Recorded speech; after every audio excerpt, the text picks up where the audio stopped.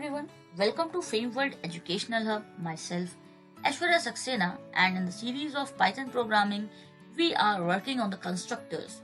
The object-oriented programming concepts we have already discussed, and I have already uploaded one video on the constructor. So I hope you have watched the previous lecture. In today's video, I am going to discuss the parameterized constructor. The previous video was for the default constructor. In the upcoming videos, we will be discussing multiple programs related to this. So I'm now coming towards the PyCharm, and let's start with today's program. So I'm just creating this Pro 58. We have already done with the 57 programs in this series. I hope you have watched them. So here, like this video is for the parameterized constructor.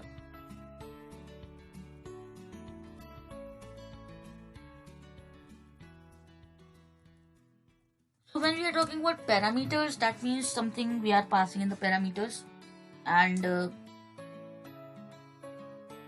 here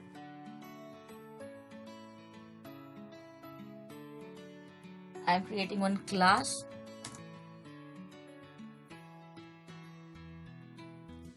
Okay, and here I am just taking init. So this init is basically a default constructor, and self will be there. I have already told, and why that in detail we will be discussing in the upcoming lectures. Here I am going to take some parameters. So as soon as I have taken some parameters here, then this is now a parameterized constructor for this computer class now. And as constructors are used for the initialization of user-defined variables, and here CPU is a user-defined variable and RAM is also a user-defined variable. So I am initializing it here. I am taking a method named as config for the configuration, and it is a user-defined method. So here I am going to print some configurations. Okay, configuration is self.cpu and self.ram. Okay, so we have printed them. So now as many objects as we will be creating, it will be working for that differently. So here you can see, like, as we have taken, as this is the constructor of this particular class, and with the help of constructor we have created two different objects of the same class.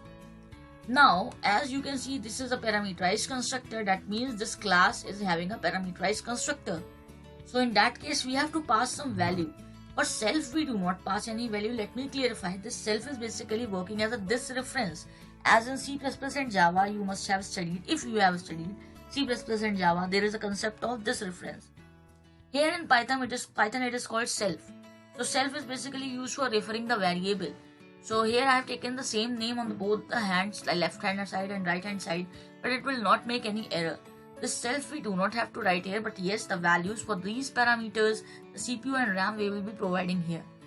Suppose I am taking CPU as let's say i5, and RAM I am taking 4 GB, and here for the second object I am taking i7, and RAM I am taking say 16 GB.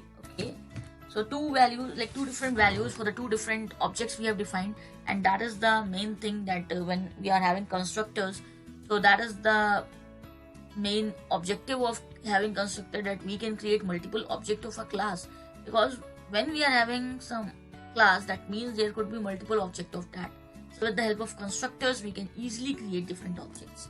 Now if I am calling c1.config and then c2.config, and let's run it. So here you can see for both the computers, you can say we are getting the different values, and you can see it's quite working correctly, and I hope this one is clear. So here you can see, like configuration i5 4 GB for the first one, it is coming. This was the first one, and then configuration i7 and 16 GB as we have taken here. You can also print some messages accordingly, according to your requirement. Let's say print C1 or computer 1 configuration, and here I am printing computer 2 configuration. So let's run it once again, and here you can see it's coming with the messages: computer 1 configuration, computer 2 configuration. So this way you can create these kind of programs. I hope this is clear. So okay, I have just deleted it. Oh, okay, let it be like this only. Fine. So I hope this program is clear to you, and if you are having any query, you can just drop it into the comment section.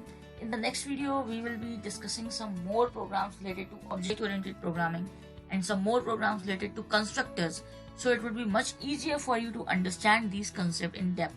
I hope you are following FameWorld Educational Hub on Instagram and Facebook also. So as I have told you before also, that there are two different pages of FameWorld Educational Hub on Facebook. This is a page which is older one, but yes, this is also usually getting updated on the per day basis. So you can follow this, and either you can follow this or you can follow both. It's up to you. And this is the Insta account of FameWorld Educational Hub. So you can connect here also. So there will be, like, there are different kind of stuffs on different handles.